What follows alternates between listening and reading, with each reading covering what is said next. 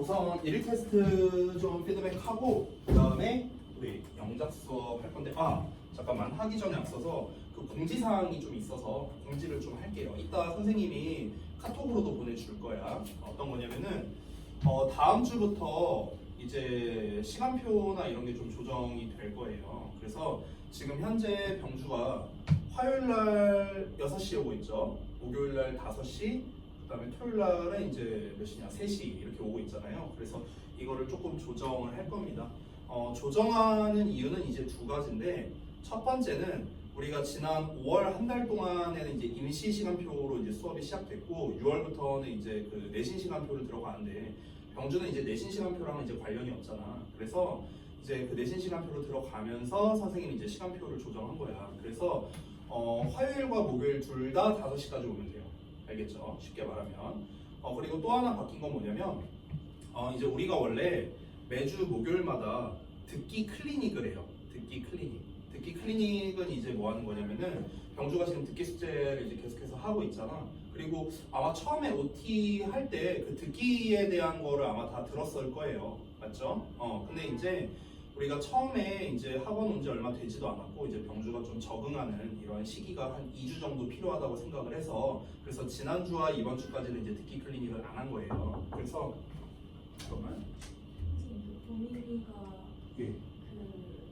첫 번째 프린트 한 3장까지밖에 못했는데 뒤에 딱히 일정은 없는데 이제 어머니한테 연락드려가지고 남길까요? 아니면 숙제를 주실까요? 근데 연락을 드리고 일단 좀 계속 하는 게 나을 것 같아요. 네네네. 어쨌든 그래서 그 듣기 클리닉을 언제 하는 거냐면 목요일 날 단어 시험이 끝나면 이제 보통 7시 한 반 정도 될 거 아니에요. 그러면은 7시 반에 저기 이제 클리닝 룸이라고 있어요. 저쪽에 클리닝 룸 1번 방이 있거든. 1번 방 들어가서 이제 선생님한테 이제 듣기 클리닉을 이제 받으면 되는데 듣기 클리닉 할 때는 보통 이제 그 단어의 이제 발음이라든가 이런 거를 배우고 그 다음에 이제 그 단어 시험을 좀 간단하게 봐요. 그래서 그 듣기에 나오는 단어 시험을 보는 거예요. 듣기 책을 보면 알겠지만 우리 딕테이션 할 때 아래다가 단어 쓰는 란이 있거든요. 모르는 단어 정리하는 거 기억나세요? 그래서 그 부분 그런 거를 바탕으로 해서 이제 단어 시험을 이제 볼 거고 그 다음에 발음을 항상 해보면서 이렇게 테스트를 볼 겁니다. 그래서 그게 학생마다 좀 차이가 있는데 빨리 끝나면 한 10분 정도면 끝나는 경우도 있고요. 좀 오래 걸리면 30분 이렇게 걸리는 경우도 있어요. 그래서 최대 아마 너가 페널티가 없다면은 최대 아마 8시 정도에 아마 끝나게 될 거예요. 빨리 끝나면 7시 한 4, 50분 이쯤에 끝날 거고요. 알겠죠? 그래서 다음 주 목요일부터 그렇게 진행할 거고 이 부분에 대해서는 선생님이 아까 말씀드렸다시피 오늘 공지를 다 드릴 겁니다. 알겠죠? 오케이, 알겠습니다. 토요일은 변동사항 없어요. 자, 그러면은 우리 1일 테스트 보고 수업 시작하도록 하겠습니다. 자, 우리 지난 시간에 배웠던 여러 가지 동사, 감각 동사, 수요 동사, 그리고 기본적인 오형식 동사 이런 거에 대해서 배워봤습니다. 감각 동사 먼저 좀 볼게요. 자, 감각 동사는 이제 이 형식에서 쓰이는 동사로서 이 사람의 오감을 통해서 어떤 개인적 느낌, 그러니까 주관적인 느낌이죠. 주관적인 느낌, 개인적인 느낌, 객관적 사실이 아니라 주관적인 느낌을 표현하는 것, 이게 바로 감각 동사였습니다. 사람의 오감을 나타내는 거기 때문에 총 이제 보고 듣고 느끼고 맛보고 냄새 맡고 이 5가지에 관련된 표현이 나오는데 look, sound, feel, taste, smell 이렇게 5가지가 있습니다. 여기서 중요한 거는요, look, sound 이런 게 보다, 듣다가 아니라 보이다, 이렇게 당한다는 느낌으로 해석이 된다는 거. 보이다, 들리다, 느끼다, 느껴지다도 맞아요. 그 다음에 맛이 어떠어떠하다, 냄새가 어떠어떠하다라는 것, 이런 게 바로 감각동사다. 자, 감각동사의 가장 중요한 특징은 뒤에 형용사 보어가 와서 뭐뭐하게라고 해석이 된다는 거예요. 뭐뭐하게 보이다, 뭐뭐하게 들리다, 뭐뭐하게 느껴지다 이런 식으로요. 또는 like의 명사를 써서 이때 like는 좋아하다가 아니라 뭐뭐처럼, 그래서 명사처럼 보이다, 명사처럼 들리다 이런 식으로 해석이 됐었습니다. 이게 가장 중요한 특징이었고요. 자, 바로 넘어가서 두 번째 수요 동사 보겠습니다. 수요 동사란 사형식에서 쓰는 동사고요. 이름이 수여잖아. 수여는 주다라는 뜻이죠. 그렇기 때문에 뭐뭐해 주다라고 해석이 되는 게 기본이었습니다. 기억나세요? 자, 그래서 수요 동사에는 굉장히 많은 종류가 있는데 뭐 give, send, tell, teach, make, buy 등등등 굉장히 많은 동사들이 있습니다. 전부 다 주다라고 해석이 되면 돼요. 그래서 주다, 보내주다, 말해주다, 가르쳐주다, 만들어주다, 사주다 이런 식으로 해석이 됐습니다. 자, 특징을 좀 보자면 사형식 문장을 삼형식으로 바꿔 쓸 수 있는데 IODO, 즉 간접 목적어와 직접 목적어, 간접 목적어, 직접 목적어 나오는데 둘의 자리를 바꾸고 그 사이에다가 전치사 to, for, of 중에 하나를 썼는데요. 이 to, for, of를 쓰는 것은 앞에 나온 동사에 따라 달라졌었습니다. 기억하세요. 그래서 전치사 to를 쓸 때는요, 과정을 거치지 않고 바로 줄 때. 이런 give, send, teach와 같은 단어고요. 전치사 for는 과정을 거쳐서 줄 때 뭔가를 하고 나서 주는 거야. 만들고 나서 주고, 사고 나서 주고, 요리하고 나서 주고 이런 것들. 그래서 make, buy, cook, get 이런 단어들이 있고요. 전치사 over는 기본적으로 질문하다의 의미일 때 우리가 썼습니다. 그래서 ask나 inquire 이런 게 다 질문하다라는 뜻이에요. 자, 그다음에 바로 넘어가서 목적격 보어를 가지는 동사, 즉 오형식 동사를 이제 봤는데요. 오형식 구조는 주어, 동사, 목적어, 목적격 보어로 이루어져 있습니다. 그런데 선생님이 오형식 구조 하면은 제일 먼저 떠올려야 되는 게 목적어와 목적격 보어는 주어, 동사 관계다. 이걸 가장 제가 강조를 했어요. 그래서 이 주어, 동사 관계라는 게 무슨 말입니까? 주어, 동사처럼 해석하면 된다. 이런 얘기를 했습니다. 자, 목적격 보어 자리에는 여러 가지 형태가 올 수 있는데 기본적으로 보어잖아요, 보어. 그럼 보어 자리에 들어오는 건 명사, 형용사죠. 그렇죠? 우리 품사 성분 간의 관계 화살표 그었던 거 기억나죠? 자, 그래서 목적격 보어 자리에 명사가 오는 경우에는 대표적으로 동사가 her, make, name 이런 애들이 있습니다. 그래서 이제 기본적으로 해석할 때 뭐뭐를 뭐뭐라고 부르다 이런 식으로 해석하면 되죠. 뭐뭐를 뭐뭐라고 또는 뭐뭐를 뭐뭐로 이런 식으로 해석을 했고요.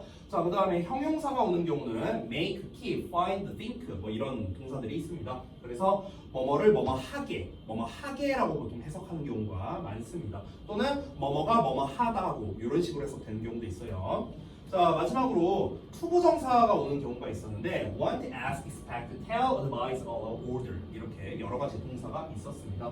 자, 목적격 보어 자리에 투부정사 볼 때는요 보통 두 가지 해석이 가장 많이 되는데 뭐뭐가 뭐뭐 하기를 됐어요? 뭐뭐가 뭐뭐 하기를 또는 뭐뭐가 뭐뭐 하도록 뭐 이런 식으로 해석이 되고 주어 동사 해석하듯이 또는 뭐뭐에게 뭐뭐 해달라고 뭐뭐에게 뭐뭐 하라고 뭐뭐에게 뭐뭐 하라고 뭐뭐에게 뭐뭐 하라고 됐어요? 이런 식으로 해석되는 패턴이 좀 많이 있다 이렇게 정리를 했습니다. 이게 우리가 지난 시간까지 배웠던 여러 가지 동사에 대한 내용이었습니다. 됐나요? 자, 그러면 오늘은 이제 영작 수업인데요.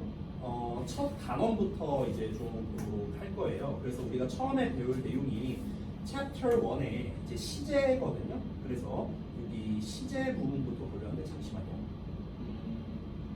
네네네. 여기 시제부터 보게요. 그래서 일단 책은 이제 펴놓되 제가 사실 이제 영작에 대한 좀 기본적인 설명이 사실 좀 필요하거든요. 그래서 기본적인 설명을 좀 드리고 그 다음에 제가 시작을 하도록 하겠습니다. 자, 앞에를 좀 볼게요. 제가 뭐라고 쓸 거냐면요. 이거 이제 필기 노트에다가 좀 써주시면 됩니다. 우선 영작의 기본을 먼저 알려드릴게요. 영작의 기본. 일단 우리가 영작의 기본을 알아야 영어로 글을 쓸 수 있을 거 아니에요. 그래서 가장 기본적인 거, 하지만 가장 중요한 거, 요거를 하나씩 알려드리겠습니다. 그래서 필기 노트에 써주시면 되겠고 오늘 영작 수업이고 5월 31일입니다. 날짜는요. 자, 준비 다 되시면은 바로 시작할게요.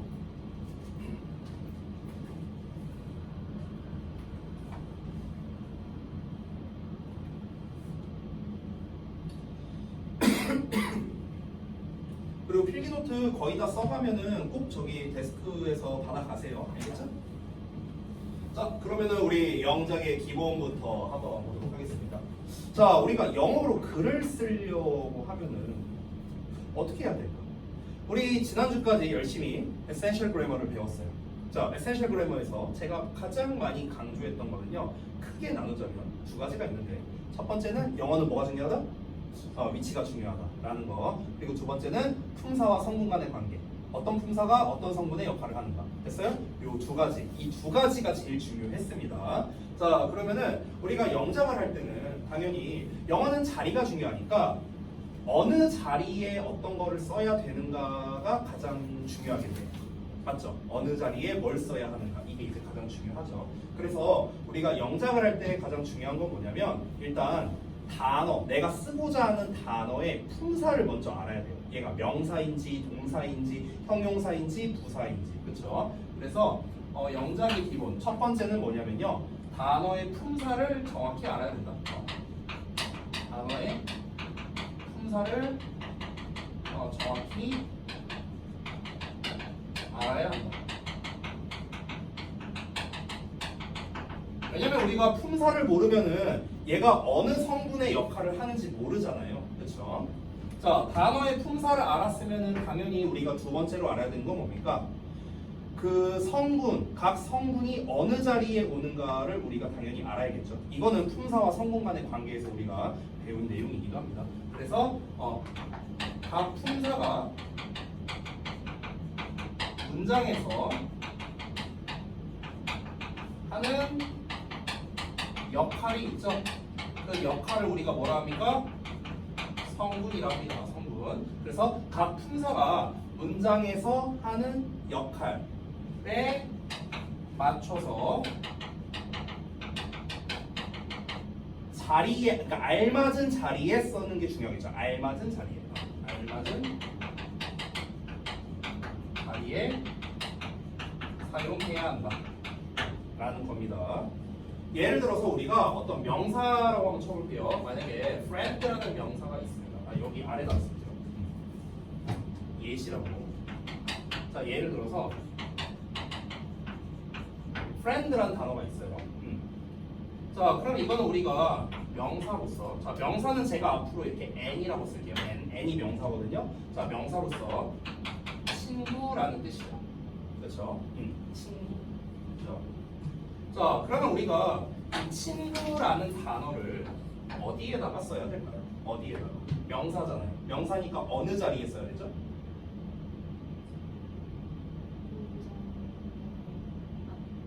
문장의 앞에 이러면 안 돼요. 주어. 주어 뒤요? 주어 뒤면 동사 자리인데.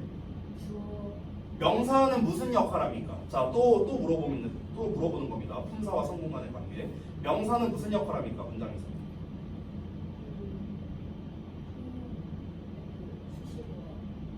자, 또 할게요. 아니, 앞에 봐. 또 할게요. 그 펴놓고 봐봐.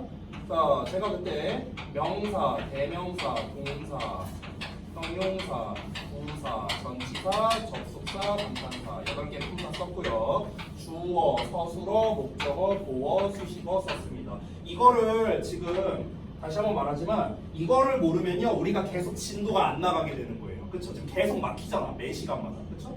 우리 지난 시간에도 막혔고 지지난 시간에도 막혔어요. 그래서 선생님이 이걸 계속 강조하는 겁니다. 이거는요 제가 이렇게 얘기할게요. 요 품사와 성분 간의 관계는 우리 병주가 완벽하게 대답할 때까지 그냥 무한 재시험 보겠습니다. 계속 시험 볼게요. 너무 중요한 거라 그래요. 왜냐면 우리 계속 막히잖아요. 이거 할 때마다. 그죠? 잘 봐봐. 명사, 대명사는 주어, 목적어, 보어였습니다. 동사는 당연히 동사 자리고요. 그 다음에 형용사는 보어와 수식어였고요. 마지막으로 부사는 수식어였습니다. 됐어요? 이걸 까먹으면은 우리가 진도가 나갈 수가 없어요. 이거는요 수학으로 따지면 더하기 빼기예요. 더하기 빼기. 자, 우리가 더하기 빼기를 모르는데 어떻게 곱하기를 하고 방정식을 하고 함수를 합니까? 그죠? 그러니까 더하기 빼기는 반드시 우리가 익혀야겠죠. 요거는 반드시 외워주셔야 돼요. 반드시. 알겠죠? 자, 그럼 다시 물어볼게요. friend는 명사로 친구란 뜻이야. 그럼 얘는 어느 자리에 쓸 수 있죠?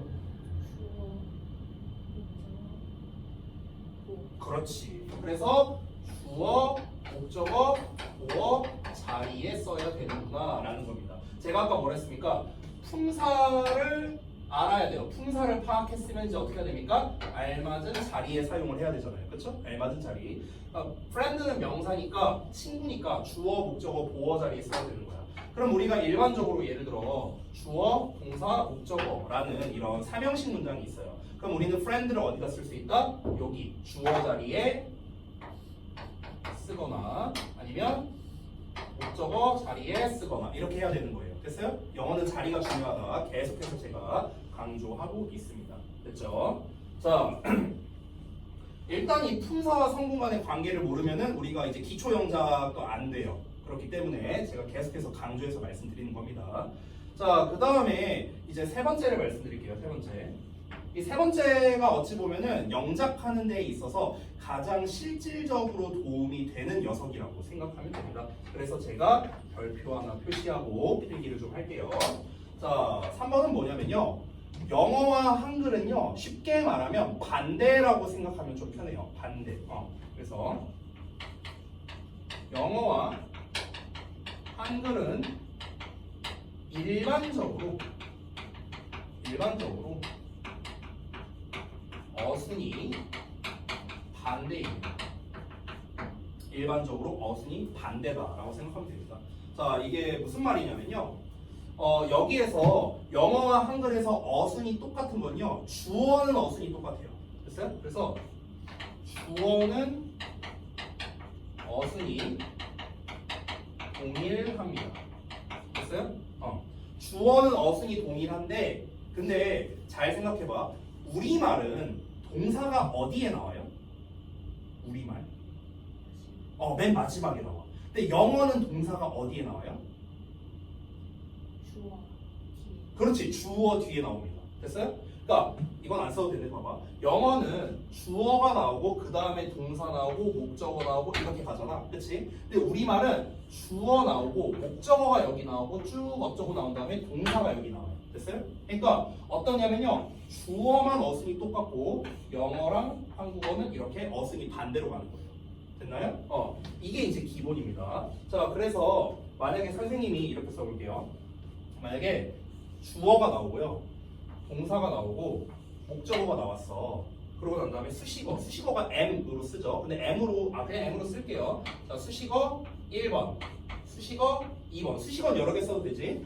그럼 수식어 3번 이렇게 있다고 쳐볼게요. 예를 들어서 자, 이건 뭐냐면요. 영어식 어순입니다. 영어식 어순. 영어식 어순. 자, 그러면 한글식 어순은 어떻게 되는지 잘 보세요. 한글은 뭐다? 주어만 어순이 똑같고 나머지는 다 반대라고 생각했어요. 그럼 어떻게? 자, 주어를 똑같이 씁니다. 주어 자리 똑같아요. 근데 어순이 어떻게 바뀌는지 보세요. 얘부터 시작하는 거예요. 한글은요. 됐어?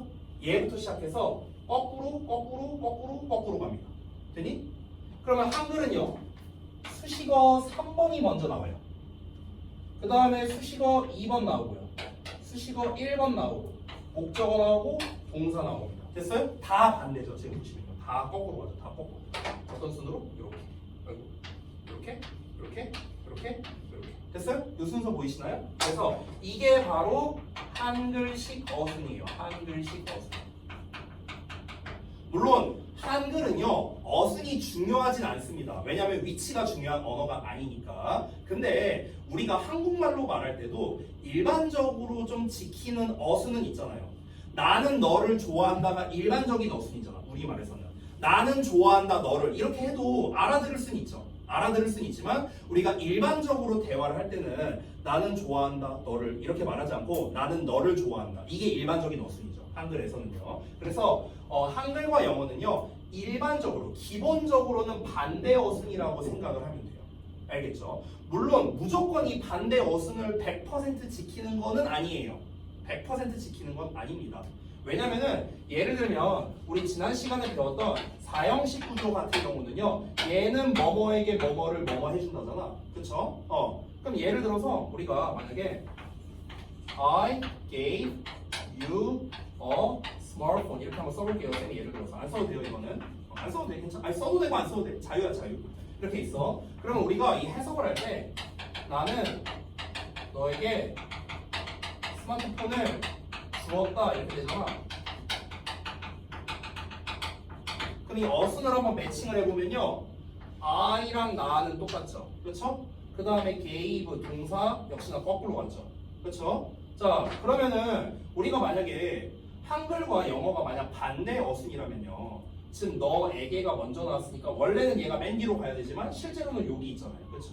그렇죠? 보시면요. 그러니까 이렇게 사형식에서는요, 보통은 간접 목적어를 우리말로 먼저 해석하는 경우가 많다라는 겁니다. 그러니까 이런 것처럼 무조건 반대로 가는 것만은 아니라는 거예요. 그런 것도 있다라는 걸 예시로 보여준 것뿐입니다. 그러니까 이걸 통해서 이제 제가 말하고 싶은 거는 그러니까 항상 반대는 아니다라는 거예요. 항상 반대, 그러니까 정확히는 반대 어수는 아니다. 이걸 말하고 싶었던 겁니다. 하지만 일반적으로는 어순이 반대다라는 걸 말하고 싶었던 거예요. 일반적으로. 아시겠죠? 자, 여기까지가 영작의 가장 기본이라고 할 수 있는 녀석이라고 볼 수 있겠습니다. 됐죠? 자, 우리가 이거를 항상 인지한 상태로 이제 제가 이 영작을 수업을 드릴 거고요. 이 영작 같은 경우는 품사와 성분 간의 관계라든가 이런 것들이 중요하기 때문에 문법적인 부분을 배제하고 영작을 하기에는 좀 무리가 있어요. 그렇기 때문에 문법적인 설명도 하고 그 다음에 영작에 대해서도 설명할 겁니다. 하지만 문법적인 설명은 제가 최대한 배제할 거예요. 왜냐면 우리가 어차피 문법 시간에 배우니까. 알겠죠? 이 시제라는 파트가 나왔는데 이 시제 파트는 아마 다음 시간, 그러니까 다음 주 목요일 또는 좀 늦으면 다다음 주 목요일 이때쯤에 우리가 그 문법책 그래머 인사이드에서 배울 거예요. 배울 내용이기 때문에 그때 이 시제에 대한 거는 좀 상세히 알아보고 오늘은 영작을 기준으로 어떻게 해야 되는가 이것만 한번 공부를 해보겠습니다. 됐죠? 자, 그러면 영작에 대한 기본 다 말씀드렸으니까 한번 본격적으로 시작을 해보겠습니다. 이거 지워도 돼요? 오케이, 다 지울게요. 자, 그러면은 책에 나와 있는 이 시제라는 녀석을 볼 건데 잠깐 이제 여기 앞부분을 보면은 현재, 과거, 미래, 진행이라는 이 시제가 나와 있고요. 그 다음에 현재 완료라는 녀석이 나와 있습니다. 오늘 일단 목표는 두 가지를 다 하는 건데 일단 두 가지가 다 될런지 일단 시간을 좀 보고 제가 판단하도록 하겠습니다. 자, 그래서 일단 첫 번째 현재, 과거, 미래 이거를 먼저 좀 보도록 할게요.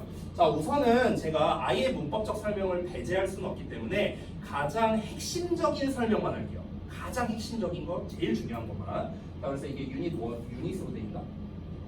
챕터로 돼 있군요. 자, 그러면 제가 챕터 1에 시제부터 한번 필기를 해보겠습니다. 챕터 1의 시제. 자, 일단은 첫 번째 현재 시제가 나와 있습니다. 현재 시제. 자, 이거부터 한번 알아볼게요. 아주 간단하게 말하겠습니다. 자, 일단 현재 시제에서의 이제 특징을 좀 말씀드리면요. 우리가 보통 현재 시제 하면은 지금이라고 생각을 하거든요. 근데 현재 시제는 지금이 아니에요. 지금이 아니에요. 현재 시제는 언제를 나타낼까요? 한번 맞춰보세요. 지금이 아닙니다. 책에 안 나와 있을걸? 책에 없을 거라고. 자, 그럼 제가 좀 힌트를 줄게요. 병주는 아침에 보통 몇 시에 일어나요? 평일에? 8시? 8시에 일어나요? 자, 그럼 방금 전에 제가 몇 시에 일어나? 이렇게 물어봤어요. 그래서 저는 8시에 일어납니다. 이렇게 대답을 한 거죠. 이게 둘 다 현재 시제예요. 자, 그럼 현재 시제는 지금이 아니잖아요. 그렇죠? 지금 일어난 게 아니니까. 그렇죠? 자, 그럼 현재 시제는 언제를 말하는 걸까?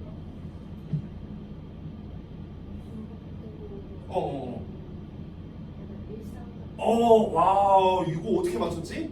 대단한데? 키워드를 말했어. 맞아요. 현재 시제의 키포인트는 뭐냐면요. 평상시야, 평상시. 이게 제일 중요해요. 평상시. 이게 진짜 중요한 표현이거든요. 그래서 선생님이 예시를 하나 들어볼 건데 한번 맞춰보세요. 자, 예를 들어서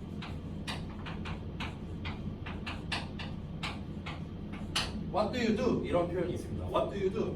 한번 해석해 볼래요? 너 뭐하니? 이런 말이죠. 이 너 뭐하니라는 말이 속뜻이 있거든요. 이 속뜻이 뭘까요? 너는 뭐하니? 자, 현재 시제는 언제라고 했죠? 평상시. 그럼 what do you do는 어떻게 해석해야 돼요? 너는 평상시에 뭐하니라는 뜻이야. 평상시에 뭐하니? 됐어요? 이게 되게 중요해요. 너 지금 뭐하고 있어? 이게 아니에요. 너 지금 뭐하고 있어는 What are you doing? 이라고 말합니다. What are you doing? 너 지금 뭐하고 있어? 이게 What are you doing? What do you do는 평상시에 뭐하니? 라는 뜻이에요. 됐어요? 다시 말해보면 너는 평소에야 평소에 뭐하니?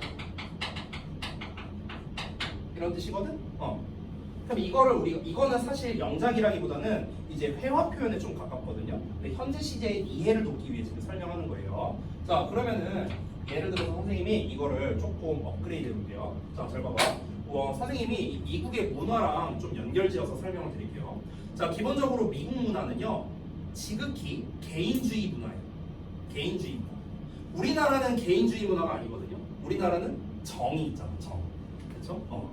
이제 어디 시골 같은 데 가봐. 시골 같은 데 가면 이제 뭐 우리 막 할머니 할아버지가 아유 이 귀여운 우리 새끼 왔네 이러면서 먹어 이것도 먹어 저것도 먹어 하면서 막 이렇게 퍼다 주고 이 정이 있잖아. 한국인의 정. 그렇죠? 근데 미국은 그딴 거 없어요. 미국은 그딴 게 없어. 미국은요 철저히 개인주의 사회입니다. 그래서 개인주의 사회다 보니까 상대방과 이제 이야기를 하는데 예를 들어 첫 만남이라고 생각해봐. 첫 만남인데 우리가 개인적인 질문을 하는 거는 굉장히 신뢰가 될 수 있어요. 굉장히 신뢰가 될 수 있어. 우리가 예를 들어서 너 이제 만약에 병주가 미국인 친구가 생겼다고 생각해봐. 예를 들어서 그러면은 이 친구랑 친해지려고 야 너는 취미가 뭐야? 이렇게 물어볼 수 있잖아. 그럼 우리가 보통 상대방의 취미를 물어볼 때 영어로 어떻게 말하죠? 뭐라고 말할 것 같아요? 너 취미가 뭐야? 뭐라고 말할 것 같아?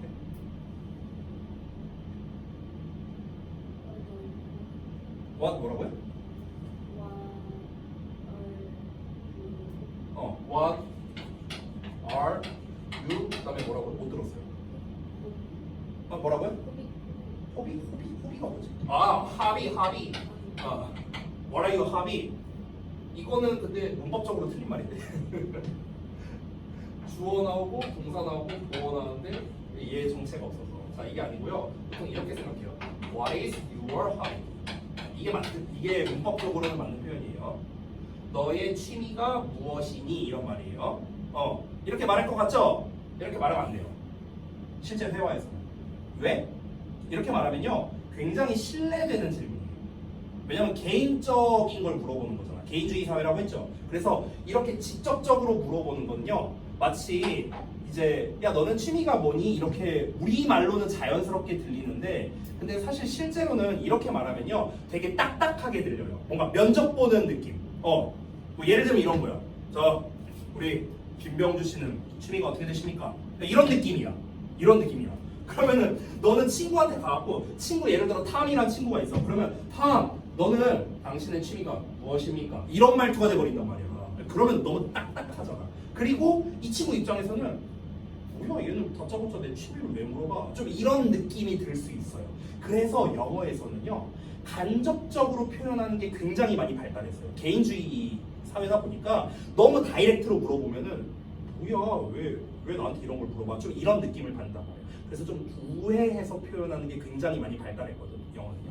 그래서 이렇게 표현하지 않습니다. 어떻게 표현하냐면 잘 들어봐요. What do you do in your free time? 이렇게 표현합니다. What do you do in your free time? 자, 그럼 이걸 해석하면 어떻게 됩니까? 너는 평소에 뭘 하니? 너의 자유 시간에 이렇게 되는 거야. 됐어? 이게 취미를 물어보는 표현이에요. 됐어요? 이게 좀 간접적으로 표현하는 거야. 간접적으로. 됐어? 당신의 직업은 무엇입니까? What is your job? 이렇게 하면 뭐라고요? 면접 보는 느낌이야. 당신의 직업은 무엇입니까? 이런 느낌이 되는 거야. 그렇게 말하면은 조금 신뢰가 되는 표현이죠. 그럼 우리가 어떻게 표현을 하느냐? 그때는 What do you do for a living? 이렇게 표현합니다. What do you do for a living? 당신은 평소에 뭘 합니까? 삶을 위해서 이런 거예요. 생계를 위해서 이런 거예요. 이게 바로 직업과 취미를 물어보는 표현이 되겠습니다. 그러니까 우리식으로 표현하면은 이런 거예요. 우리말로 표현하자면 하시는 일이 어떻게 되세요? 이런 거야. 직업이 뭡니까? 이렇게 물어보는 게 아니라 우리도 약간 돌려서 말하잖아. 초면에는 하시는 일이 어떻게 되세요? 이게 What do you do for a living? 위에 거는 이제 친구끼리 취미가 뭐야? 근데 우리가 실제로 친구들끼리 넌 취미가 뭐야? 보통 이렇게 말 잘 안 하잖아요. 그쵸? 보통 어떻게 말합니까? 야, 너 쉴 땐 뭐해? 이런 식으로 말하지 않나? 차라리? 아니야? 그런 말도 안 해요? 그럼 뭐라고 말해요? 상대방의 취미를 물어볼 때. 너 뭐해? 다짜고짜? 다짜고짜? 가갖고 아니 내가 만약에 병주한테 병주야 너 뭐해? 이러면은 내가 취미 물어보는 거란 걸 알 수 있어요? 이걸 알 수 있다고? 말이 안 되는데? 아니 아는 친구여도 그 상황이 있어야 될 거 아니에요. 아니 예를 들어서 내가 이제 학교에 등교했어. 내가 이제 병주랑 친구야. 안녕. 너 뭐해? 이게 그럼 취미를 물어보는 거라고? 그걸 알 수 있다고? 그게 가능하다고요? 그래요? 이건 내 상식으로는 이해가 안 되는데.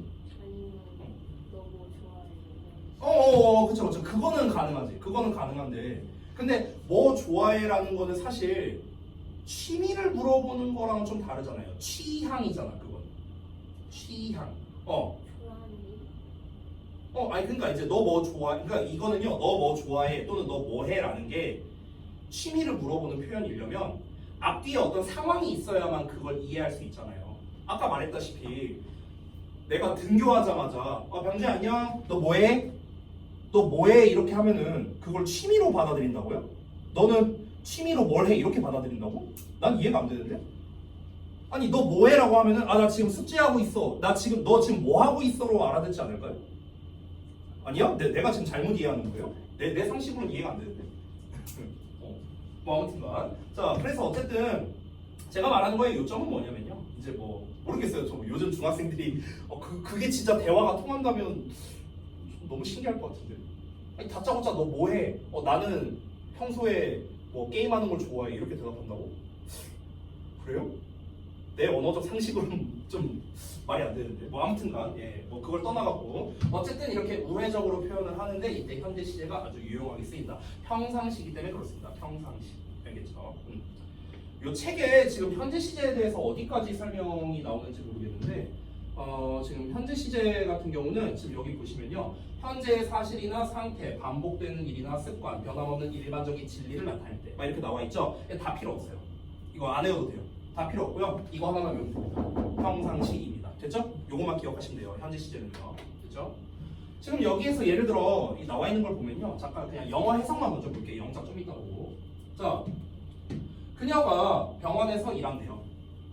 언제 일한대? 언제? 언제 일한다고요? 평소에. 매일인지 모르죠. 그럼 월화수목금토일 다 일한다고? 그건 모르지. 중요한 건 뭐야? 평소에. 지구가 태양 주위를 돈대요. 언제? 평소에. 됐어. 갑자기 내일은 태양이 지구를 도나? 아니잖아요. 그렇죠? 평소에 지구가 태양을 도는 거죠. 됐나요? 이런 식으로 평상시라는 키워드만 기억하시면 됩니다. 됐죠? 여기서 주의점 한 가지만 좀 쓰고 넘어갈게요. 주의점. 자, 이거는 아마 병주가 잘 알고 있는 내용일 텐데요. 주어가 3인칭의 단수일 때, 이때는 우리가 어떻게 합니까? 동사에다가 뒤에 s를 붙인다 라는 겁니다. 근데 이게 언제일 때냐면 현재 시제일 때예요. 현재 시제일 때. 과거 시제일 때는 우리가 s 붙이거나 이런 거 안 합니다. 알겠죠? 현재 시제일 때만 주어가 3인칭의 단수. 3인칭이 뭐야?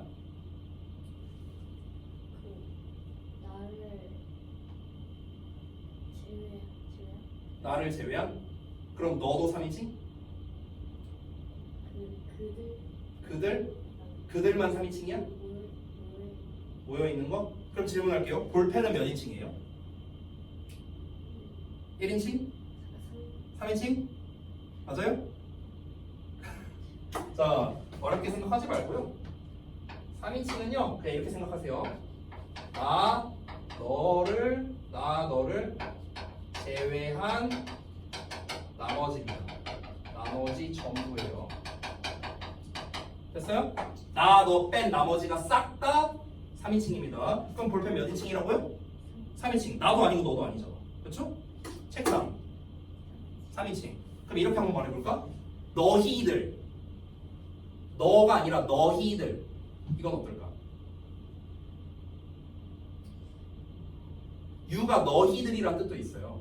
유란 단어가 너 말고 너희들이란 뜻도 있어요. 자, 그럼 너희들은 몇 인칭일까? 2인칭이야. 2인칭. 됐어요? 자, 그럼 마지막 질문. 우리 병주와 쌤, 우리는 몇 인칭일까? 우리 1인칭이에요. 왜? 우리라는 말에는 누가 포함되어 있죠? 나가 포함되어 있으니까. 됐어요? 그래서 1인칭으로 봅니다. 그래서 이거는 이제 우리가 그 기초문법 때 배웠는데요. 1인칭의 단수가 나, 1인칭의 복수는 우리, 2인칭의 단수는 너, 2인칭의 복수는 너희들 이렇게 되는 거예요. 그리고 그걸 뺀 나머지 싹 다가 3인칭 이렇게 됩니다. 됐죠?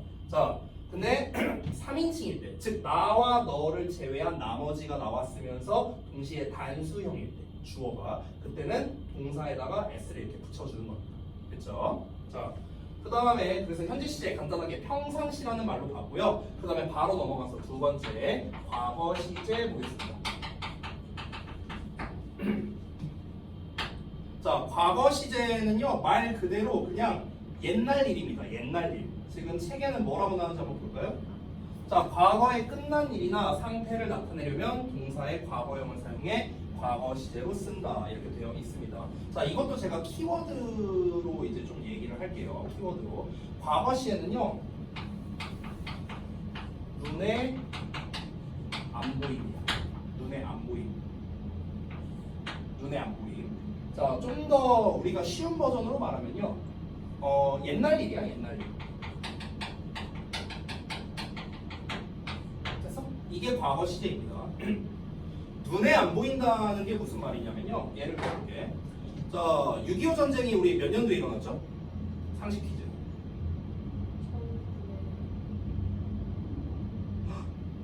몰라요? 이거 좀 충격인데. 아니 역사를이 아니라 이거는 그냥 기본 상식? 80년이요? 1980년이요? 6.25 전쟁 30년밖에 안 됐어요? 40년밖에 안 됐어?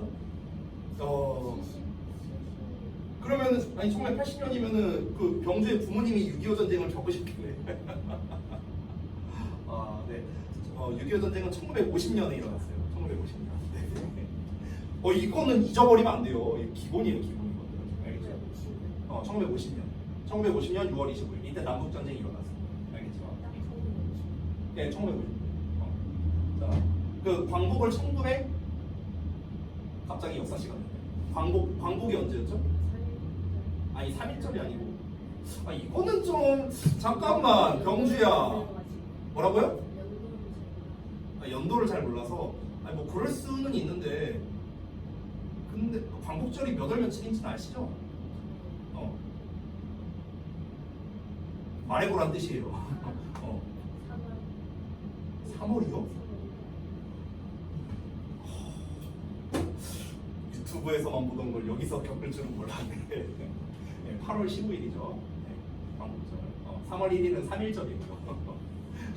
3.1절은 만세운동한 날이에요. 만세운동한 날. 8월 15일이 일제강점기에서 벗어난 날.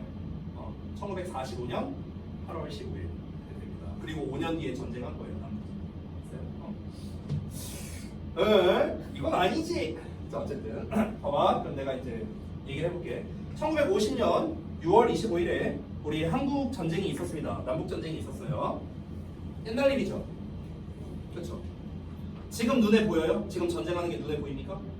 안 보입니다. 과거. 됐어? 자, 1시간 전을 생각해보자. 1시간 전.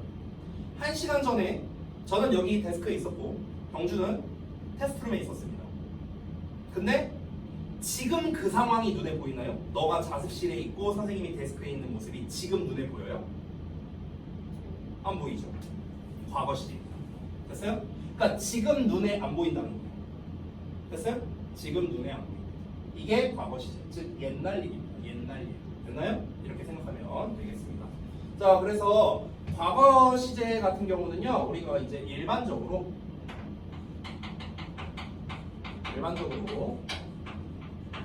동사에다가 이렇게 뒤에 ed를 붙여서 씁니다. 동사에 ed. 경우로 사용합니다. 하지만 불규칙적으로 변화하는 경우도 있습니다.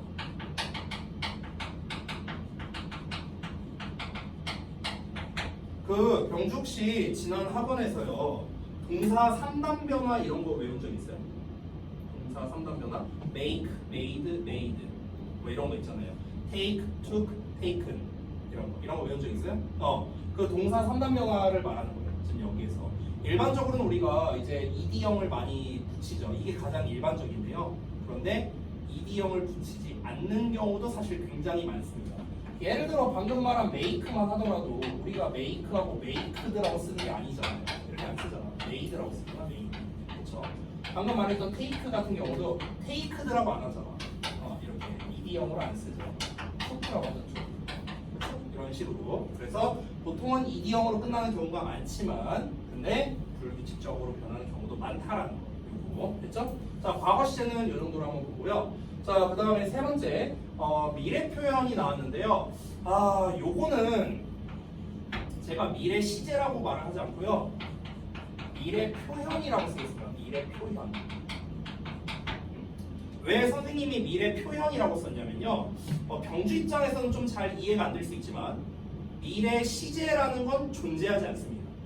미래 시제라는 건 존재하지 않아요. 아니 선생님, 나 나중에 뭐뭐 할 거야. 이거 미래 시제 아니에요? 이렇게 생각할 수 있는데 아닙니다. 아닙니다.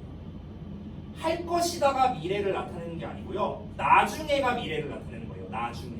됐어요? 나중에가 있으니까 미래라는 걸 아는 거지 할 것이다만 갖고는 우리가 미래라고 할 수가 없습니다. 근데 일단은 우리가 이제 너무 좀 어려울 수 있으니까 제가 기본적인 거를 좀 알려드릴게요. 자, 미래 표현 같은 경우는 얘는 좀 번호를 나눠볼게. 첫 번째, 우리가 대표적으로 will이라는 녀석을 많이 쓰죠. will. will이라는 녀석을 일명 조동사라고 합니다. 조동사. 그래서 will 뒤에다가 동사의 원형을 이렇게 써서 표현을 하죠. 그래서 우리가 보통 뭐뭐 할 것이다. 보통 이렇게 해석합니다. 맞죠? 그런데 will을 쓰면은 미래다 이렇게만 알고 있으면 이건 잘못 공부한 거예요. 그래서 선생님 정확하게 알려줄게요. 잘 봐. 이 will이라는 단어 있어요. will이라는 단어. 이 will이라는 단어가요. 명사의 뜻이 있어요. 원래 뜻이 있어. 원래 뜻. 이 will의 원래 뜻은 뭐냐면요. 의지란 뜻이에요.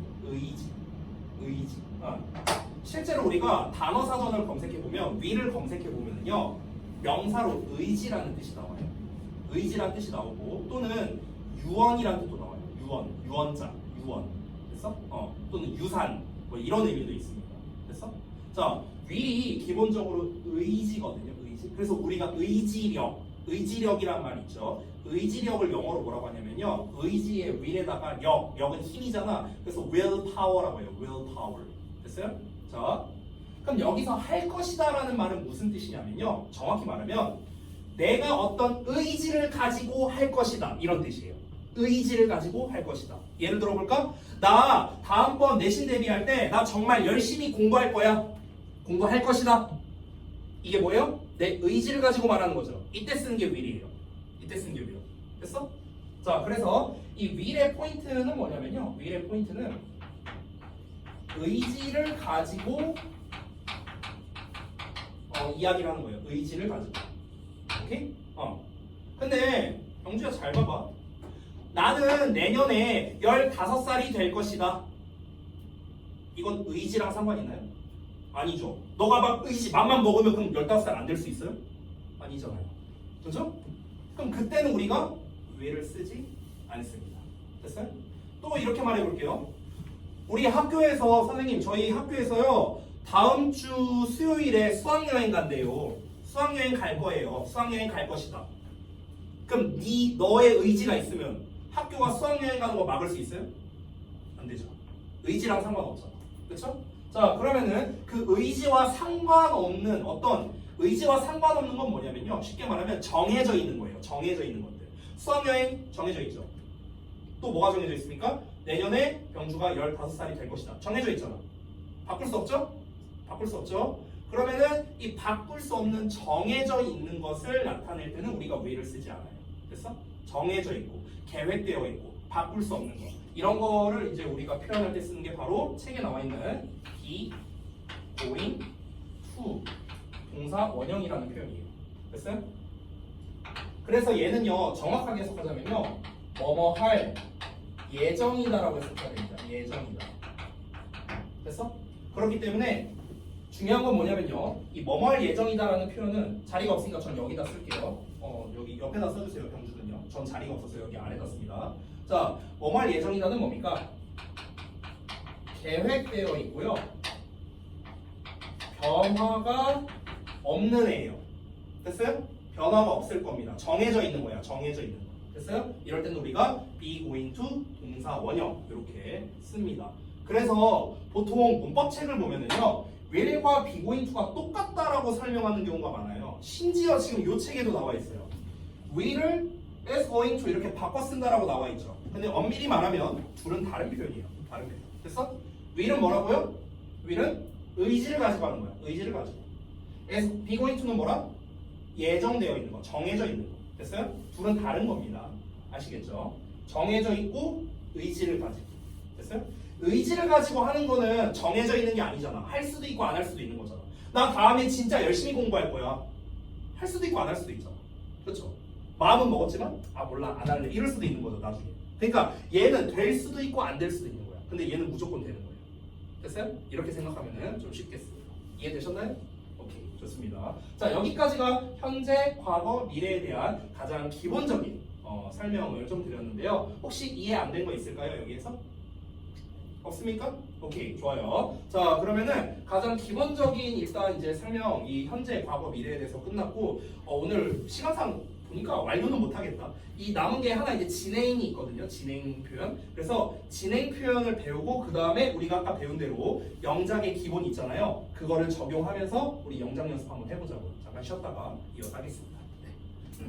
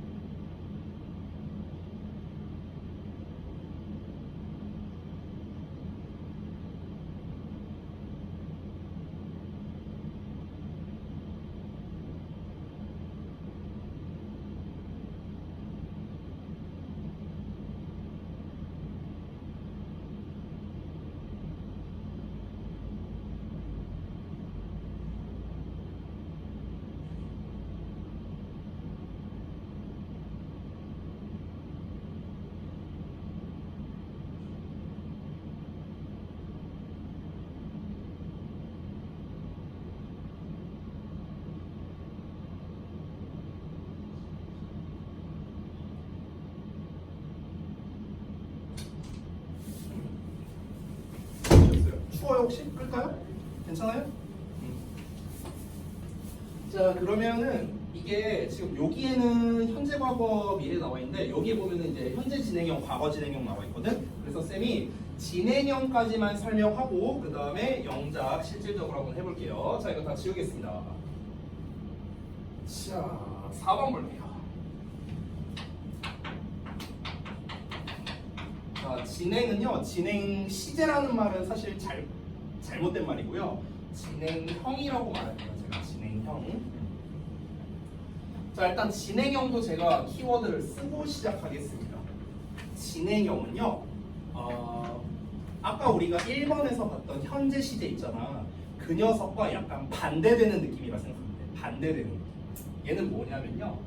이 키워드 말하기 전에 쌤이 재미난 퀴즈 하나 낼게요. 잘 봐봐. 여기다 예시를 하나 써볼게요. 예시로서 예를 들어 she is pretty. 자 이런 문장 하나 써보고요. 두 번째 she is being pretty. 이렇게 한번 써볼게요. 자 위에 거 한번 해석해 봅시다. she is pretty. 그녀는 예쁘다. 언제? 평소에. 자 아래 거 볼게요. she is being pretty. 한번 해석해 보세요. 계속 예쁘다. 자, 그러니까 우리가 내가 이거 해석시키면요, 학생들이 막 어떻게 해석하는 줄 알아? 그녀가 예쁜 중이다. 막 이렇게 해석해요. 말이 안 되죠. 그죠? 자, 제가 이제 키워드를 알려드릴 겁니다. 키워드를 알려드리면 이걸 이제 해석할 수 있을 거예요. 자, 진행형의 키워드는 바로 두구두구두구두구 뭐냐면 일시적이에요. 일시적. 일시적이란 게 뭐야? 잠깐 그렇다는 거야.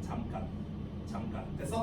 그러니까 아까 현재 시제에서 말했던 거에 반대에 가깝다고 했잖아. 현재 시제는 뭐야? 맨날 하는 거거든. 근데 진행형은 평소엔 안 그런데 잠깐 그런 거야.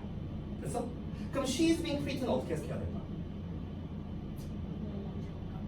잠깐 예쁜 거야. 일시적으로 예쁘다는 뜻이야. 됐어요? 그래서 우리가 진행형의 키워드는 일시적이라는 거야. 일시적. 알겠죠? 자, 그래서 진행형의 기본적인 형태를 한번 보도록 하겠습니다.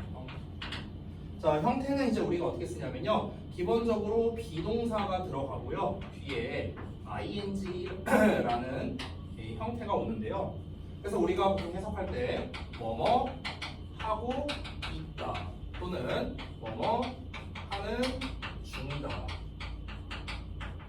이렇게 해석하잖아. 그치? 근데 요 형태, 그러니까 우리가 보통 이 학생들이 좀 잘못 알고 있는 게 뭐냐면요.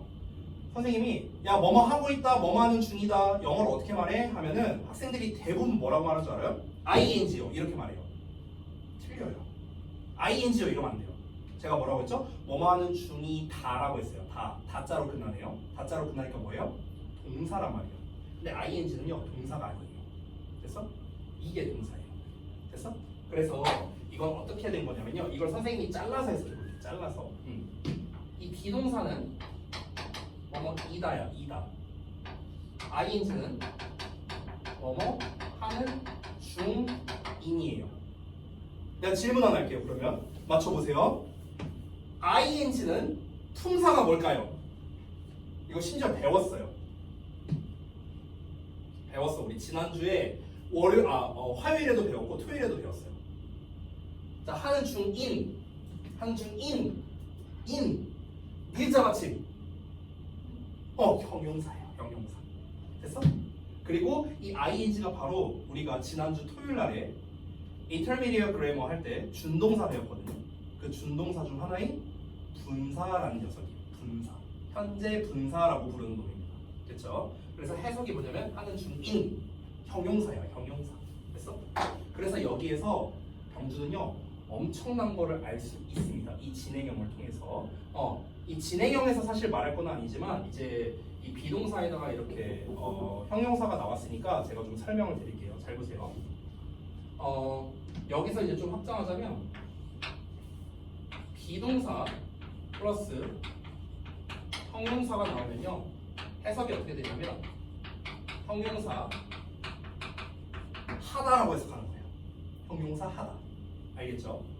자, 예를 들어보자면 아까 우리 pretty랑 똑같이 가볼게요. pretty만 해석하면 예뿐이에요. 니은자가 지금 끝나죠. 형용사니까. 자, 그런데 만약에 예쁘다를 쓰고 싶어. 그럼 어떻게 하라고요? be를 쓰고 pretty. be pretty야. be pretty. 알겠죠? be pretty. 됐어?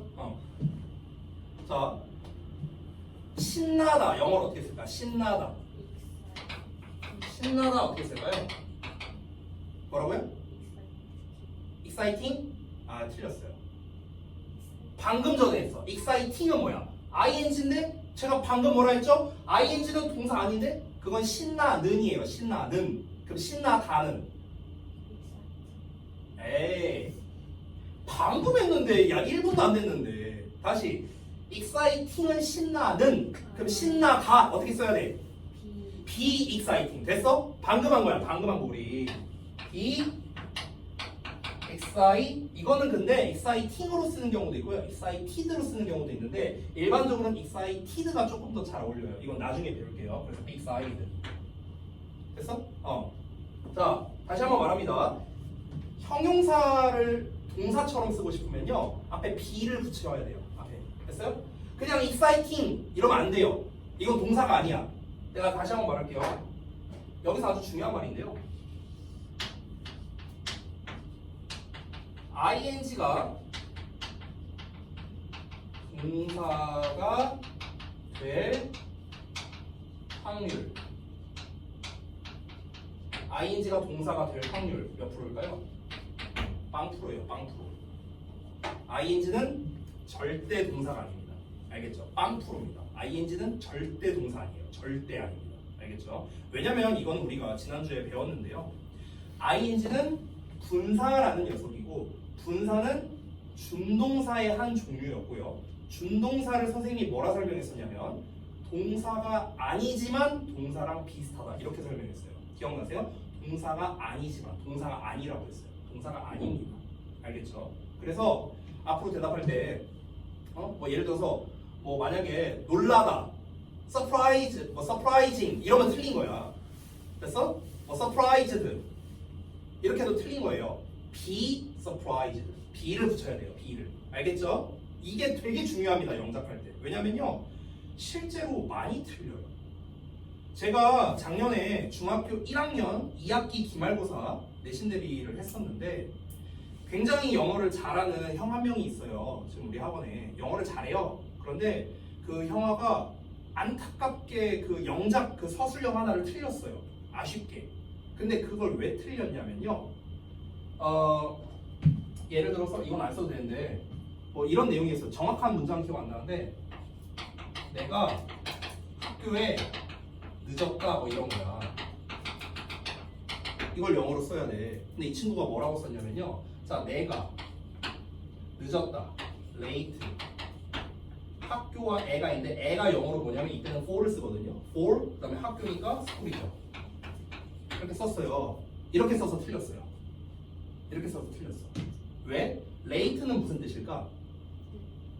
늦다 아니에요. 늦다 아니에요. 늦은이에요. 늦은. 형용사입니다. 형용사. 됐어? 그럼 늦었다 해야 돼. 어떻게 해야 될까? 여기다가 뭘 써야 돼요? 비동사를 써야 됩니다. 어떤 비동사를 써야 될까?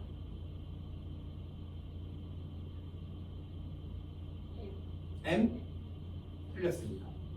B? B? B는 안 쓰죠. 그럼 우리가 she, be, pretty라 그래요? 아니잖아. was입니다. 늦었다잖아요. 됐어요?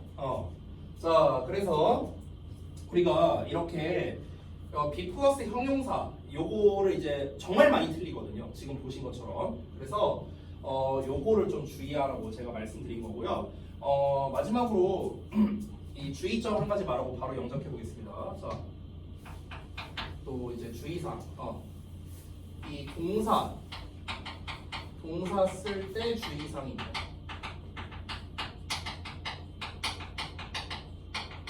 이거는 진짜 너무 중요해서요. 별표를 3개 칠게요. 너무 중요하니까. 왜냐면 맨날 틀려요, 학생들이. 맨날 틀려. 중학생도 틀리고 고등학생도 틀립니다. 맨날 틀리거든요. 제가 짧게 쓸게요. 동사를 쓸 때는 항상요, 뭘 신경 써야 되냐면 주어의 수, 그리고 동사의 시제, 이거를 조심해야 됩니다. 언제나 뭐랍니까? 수, 시제, 이거 조심해서 써야 됩니다. 수와 시제. 방금 전에도 제가 비동사 뭐 써야 되냐 물어봤을 때 병주가 am 이렇게 말했죠. 뭐가 틀렸습니까? 시제가 틀렸습니다. 수는 맞았거든. 근데 시제가 틀렸어. 됐어요? 학생들이 맨날 이거 틀려와요. 맨날 이거 틀려. 진짜 맨날 틀려와요. 학교에서 서술형 시험을 보잖아요. 그럼 학생들이 제일 많이 틀리는 게 시제예요. 시제. 과거로 써야 되는데 현재로 써. 또는 현재로 써야 되는데 과거로 써. 시제를 잘못 쓰는 거예요. 근데 대부분 학생들이 어떻게 쓰냐면요, 과거로 써야 되는데 현재로 써서 많이 틀려요. 근데 서술형이 보통 배점이 5점이거든요. 5점? 근데 보통 이게 학교마다 차이가 있는데 한 3-4문제 정도 나와요. 적으면 1-2문제 정도 나오고. 그럼 서술형 만약에 내가 다 틀리면은 이미 90점은 못 받거든요. 그래서 그런데 만약에 내가 영작을 하는데 다 맞았어. 다 맞았는데 동사가 시제만 틀렸어. 시제만. 나머지 다 맞았어. 그럼 부분 점수 줄까? 안 줘요. 안 줍니다. 부분 점수 안 줘요. 시제 틀린 건 부분 점수를 안 줘요, 학교에서. 그러니까 다 맞았는데 이거 시제 틀려고 그냥 5점 나가는 거예요. 얼마나 억울해. 그죠? 그래서 이 동사 쓸 때는 항상 생각하고 써야 돼요. 동사가 제일 중요한 녀석이잖아. 그렇죠? 그러니까 동사 쓸 때는 이거 맞는지 2번 생각해야 돼요. 내가 앞에 있는 주어와 수일치를 잘 했나? 동사 뒤에 s를 붙이거나 이런 거 잘 했나? 두 번째는 내가 동사의 시제를 제대로 썼나? 2번 생각해야 됩니다. 안 그러면 실수가 나오고 계속 틀립니다. 아시겠죠? 자, 그래서 일단 이론 설명 다 끝났고요. 그럼 우리 이제 본격적으로 영작을 한번 보도록 하겠습니다. 자, 영작을 이제 구체적으로 하는 법을 알려줄게요. 잘 보세요. 한글이 이렇게 나와 있죠. 그러면은 한글에다가 분석을 해야 돼요. 뭘 분석하냐? 잘 보세요. 자, 주어는 어떻게 해석하죠? 은는이가 붙여 해석하죠. 은는이가. 그럼 잘 보세요. 그녀, 은이에요. 보이시죠? 그럼 얘가 뭐예요? 주어예요. 됐어? 동사는 우리말에서 동사가 맨 뒤에 나오니까 맨 뒤로 가는 거예요. 주어 찾고 맨 뒤로 가세요. 그럼 일한 가짜로 끝나네요. 여기 동사 나왔습니다. 자, 그럼 이제 남은 말이 있죠. 그 병원에서. 자, 우리가 주어, 동사, 목적어, 보어 중에서요, 에서라고 해석되는 녀석은 없어요. 주어는 은는이가, 동사는 뭐뭐다, 목적어는 을을, 보어는 뭐뭐하게 뭐뭐한 상태로 이렇게 해석되죠. 에서라고 해석되는 녀석은 없습니다. 그럼 이거는 정체가 뭐냐면 수식어예요. 수식어. 제가 앞으로 수식어 나오면 이렇게 괄호로 묶을 겁니다. 알겠죠? 자, 그럼 이렇게 분석을 먼저 하는 거예요. 항상 이 분석하고 시작해야 돼. 나중에 병주가 영작을 정말 잘하게 됐을 때는 이거 안 해도 돼. 분석 안 해도 돼. 근데 지금 초반 단계에서는 이 분석을 하면서 써야 됩니다. 아시겠죠? 자, 그럼 가볼게요. 영어랑 한글은 어순이 어떻게 된다? 반대다. 주어만 똑같고. 그럼 우리는 순서를 어떻게 써야 되냐면요. 순서가 주어는 자리가 똑같으니까 주어가 1번입니다. 그 다음에 영어는 동사가 먼저 나오죠. 그럼 동사가 2번이에요. 그러고 난 다음에 동사에서, 여기서 잘 봐. 동사에서 거꾸로 가면 돼요. 거꾸로. 됐어? 여기가 3번이 되는 거예요. 됐어요? 그러니까 1, 2, 3번. 요 순서예요. 됐죠? 근데 이 3번도 잠깐 볼게. 이 3번을 보면은 잘 봐봐.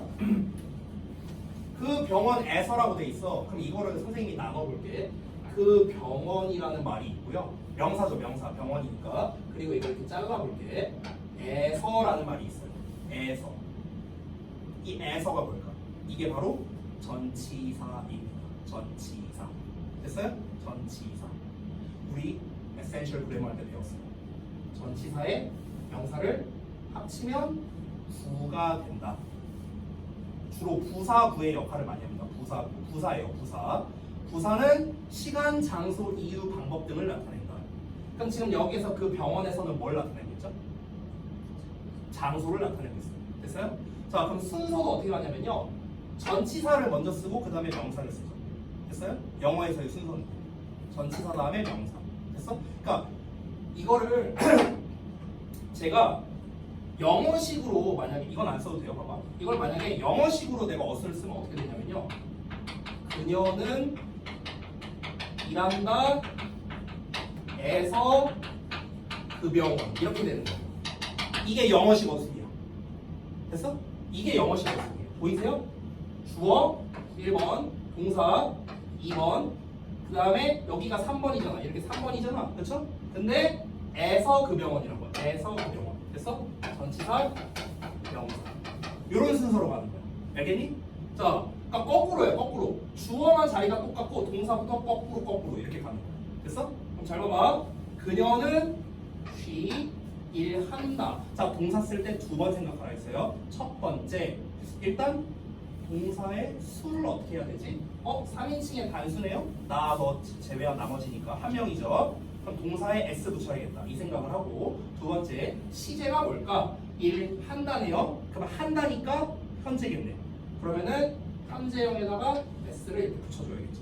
됐니? 이렇게 두 번 생각하고 하는 거야. 자, 그 다음에 에서 그 병원. 에서는 전치사 인.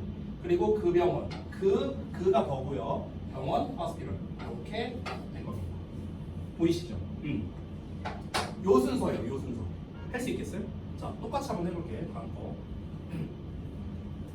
잘 봐. 지구는 태양 주위를 돈다. 이렇게 나와 있습니다. 그럼 지구는 돈다. 선생님, 태양 주위를이니까 이거 목적어 아니에요? 아니에요. 주위잖아요. 주위. 됐어요? 주변부를 말하는 거죠. 장소를 말하는 거죠. 이것도 역시나. 그렇기 때문에 이렇게 수식어가 됩니다. 됐어요? 그럼 순서는 어떻게 합니까? 1번, 2번, 3번이 됩니다. 됐어요? 선생님, 를만 보면 목적 아니에요? 그러니까 우리가 이렇게 단순하게 생각하면 이제 틀리는 거예요. 영작할 때. 그러니까 을을 붙으니까 목적어 이게 아니고요. 목적어라는 거는 동사의 대상이었어요. 동사의 대상. 동사를 당하는 놈. 그러니까 돌다를 당하는 놈. 돌다를 당하는 놈이라는 말이 좀 이상하지 않나? 뭐뭐를 돌리다는 말이 되죠. 뭐뭐를 돌리다. 펜을 돌리다. 그럼 이때는 펜이 목적어가 되는 거야. 근데 지구가 돈다. 지가 알아서 도는 거죠. 지가 알아서 도는 거. 이거 혹시 기억나요? 지가 알아서 하는 거는 자동사. 오, 기억하고 있네요. 자동사는 뒤에 목적어가 안 나옵니다. 됐어요? 자, 근데 태양이라는 명사가 있고 주변을이라는 말이 있어요. 그럼 이게 전치사예요. 전치사. 또 됐어요? 그럼 똑같이 가볼게. 그럼 우리가 이번에는 또 어떤 순서로 써야 될까? 지구는 돈다. 주위를 태양. 됐어? 이게 영어식 어순이에요. 영어식 어순. 됐어? 영어식 어순. 지구는 the earth. 돈다. 자, 동사 나왔으니까 두 번 생각하라 했어요. 돈다니까 현재 시제고 주어가 나, 너 아닌 단수니까 s 붙여야겠다. 됐어? 두 번 생각했어. 그래서 move에 s 붙여주고. 됐죠? 그 다음에 주위를 around예요. 주위를이. 그 다음에 태양 the sun. 할 수 있겠어? 오케이. 자, 또 해볼게. 아래 거. 그녀는 작년에 그 병원에서 일했다. 자, 한번 해볼게요. 또 그녀는 주어죠. 은은이가. 자, 어떻게 하라고? 그 다음에 맨 뒤로 가. 맨 뒤로. 동사. 일했다. 가짜로 끝나. 동사. 그 병원에서야. 자, 아까랑 똑같은 거죠? 묶어버려. 작년에. 작년에는 시간 나타내죠? 얘도 묶어버려. 자, 그럼 순서가 어떻게 될까? 1번 동사 2번 거꾸로 가서 3번 거꾸로 가서 4번. 됐어? 이렇게 되는 거예요. 됐어요? 요 순서라고. 요 순서. 자, 그럼 또 이거를 선생님이 영어식 어순으로 써볼게요. 어떻게 될까? 한번 병주가 불러볼까? 그녀는 그 다음에 어떻게 해야 돼? 일했다. 그 다음에는 에서 그 병원 그 다음에 작년에 요 순서인 거야. 이게 영어식 어순이야. 좀 감이 잡혀요? 할만하죠? 자, 그럼 해볼까? 그녀는 she 주어 남았고 자 동사 나왔으니까 두 번 생각하자. 주어가 3인칭의 단수니까 s를 붙여야겠다 생각하고 근데 일 했다니까 과거는 s를 안 붙이잖아. 그쵸? 그래서 그냥 과거형인 work에다가 ed이 붙였습니다. work. 그래서 두 번 생각했어. 그 다음에 에서 in 썼고 그 병원 the hospital 썼습니다. 이렇게 묶였고요. 마지막 작년에 last year 이렇게 쓴 거예요. 됐죠? 이 순서대로 가는 거 보이죠? 제가 아까 영작 그 하는 법 해갖고 영어랑 한글이랑 어순 반대다. 지금 똑같이 가고 있죠? 됐어요? 자, 또 봐봐. 그녀는 내년에 그 병원에서 일할 것이다. 자, 이것도 거의 똑같아. 그럼 어떻게 하면 돼? 조금 더 빨리 할게요. 그녀는 일할 것이다. 그 병원에서 내년에 이렇게 되겠네요. 순서는 주어 1번, 동사 2번, 거꾸로 가서 3번, 거꾸로 가서 4번. 요 순서입니다. 됐어요? 자, 그럼 이거는 한글로 제가 어순을 안 바꾸고 바로 가보겠습니다. 그녀는 she 일할 것이다. 자, 그러면은 will 또는 be going to. 여기서는 will과 be going to가 둘 다 돼요. 왜냐면요. will을 쓰면은 나는 꼭 그 병원에서 일해야지 이런 의지의 느낌이고 is going to는요 이미 일할 게 정해져 있는 상태예요. 근데 모르잖아. 이 문장만 보고 모르니까 일단 둘 다 가능합니다. 어쨌든 일단 우리 동사 나왔으니까 두 번 생각해야 돼. 3인칭 단수고 나중이니까 미래형을 써야 돼. 그래서 will 또는 is going to work 이렇게 썼습니다. 동사. 그 다음에 그 병원에서 나올 차례죠. 그 병원에서 내년에 나와야겠죠. next year 이렇게 된 거예요. 순서 보이시죠? 자, 할 수 있겠습니까? 자, 우리 진행형도 한번 보자. 진행형. 자, 쭉 넘어가서 여기 한번 볼게요. 자, 너는 지금 무엇을 하고 있니? 나는 책 한 권을 읽고 있어. 이렇게 돼 있습니다. 자, 그러면은 한번 보겠습니다. 아하, 여기에서 뭐가 나왔냐면요. 문제가 있네요. 의문사가 나왔습니다. 무엇을? 자, 이거를 영작하는 법을 알려드릴게요. 잘 보세요. 자, 똑같이 갑니다. 너는 하고 있니? 동사. 무엇을? 얘가 뭐야? 이게 목적어. 지금은 시간이네.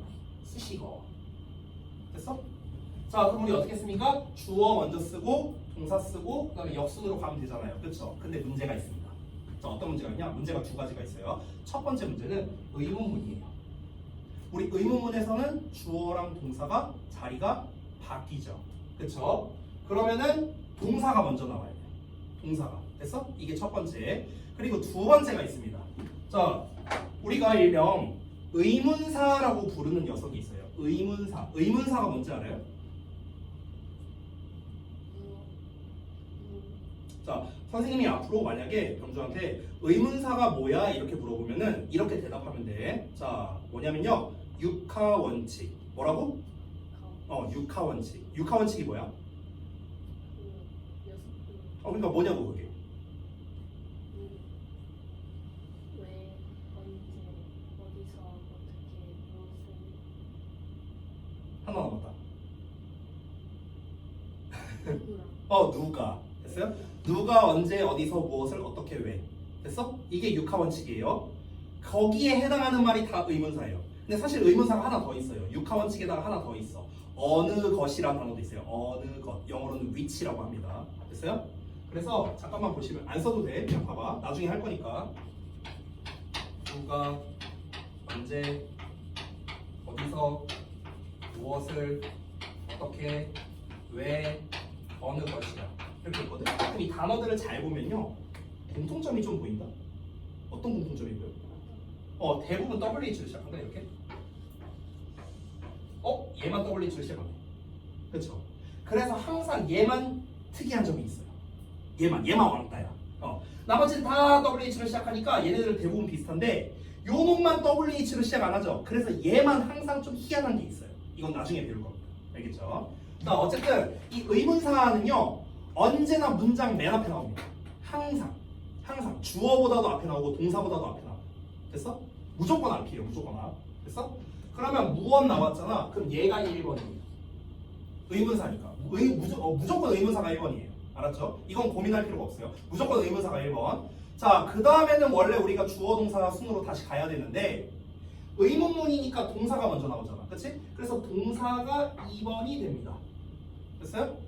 그 다음에 주어가 3번이 되고요. 그럼 남는 게 이제 지금이 되는 거예요. 요 순서로 가는 거예요. 됐어요?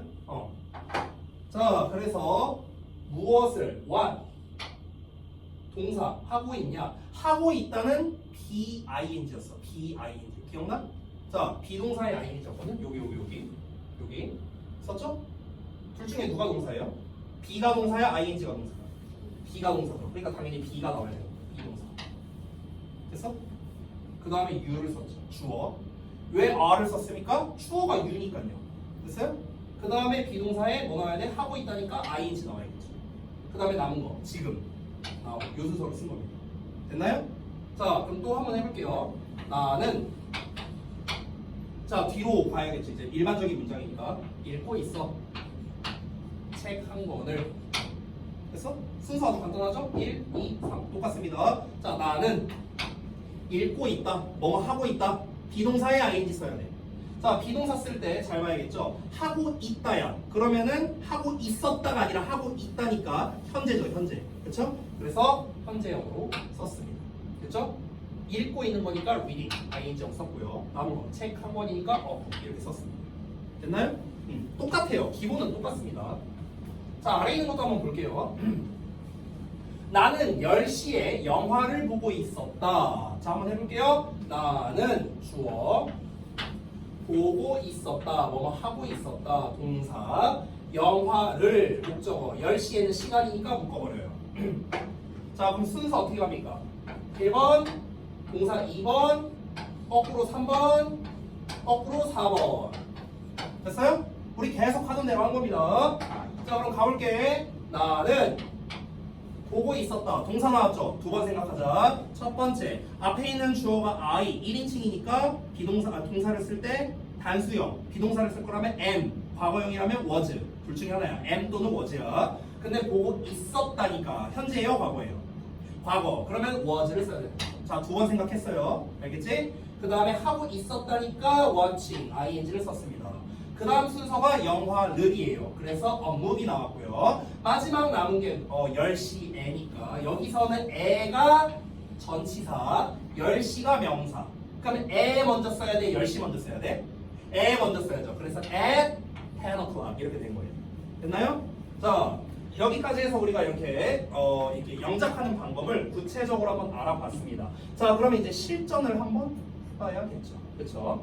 자, 그러면 요 앞에 보시면은 이제 이렇게 문제가 있는데요. 항상 하실 때 이 앞 페이지를 한번 넘어가 볼게요. 항상 하실 때 어떻게 하시는 겁니까? 이렇게 표시하고 해야 돼요. 제가 한 것처럼 똑같이. 알겠죠? 그래서 선생님이 한 것처럼 똑같이 주어, 동사, 목적어, 뭐 수식어는 그냥 괄호로만 표시하면 돼요. 그렇게 표시를 하시고 그 다음에 번호를 매겨보세요. 선생님이 한 것처럼.